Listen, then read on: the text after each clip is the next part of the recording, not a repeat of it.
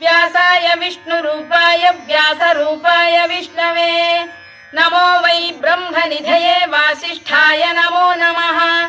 अविकाराय शुद्धाय नित्याय परमात्मने सदैकरूपरूपाय विष्णवे सर्वजिष्णवे यस्य स्मरणमात्रेण जन्म संसारबन्धनात्